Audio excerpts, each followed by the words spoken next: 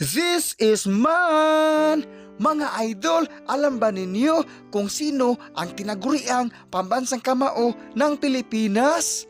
Sa video na ito, alamin natin ang makulay at nakaka-inspire na buhay ni Manny Pacquiao.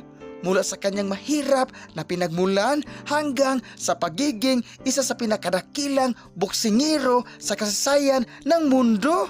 Alam ba ninyo kamanga this is man na ipinanganak si Manny Pacquiao noong Disyembre 17, 1978 sa Kibawe, Bukidnon at lumaki siya sa General Santos City. Dahil sa matinding kahirapan mga idol, maaga siyang nagsumikap upang matulungan ang kanyang pamilya. Noong 1995, naging profesional siyang boksingero at unti-unting nakilala sa buong mundo dahil sa kanyang bilis, lakas at determinasyon sa loob ng ring.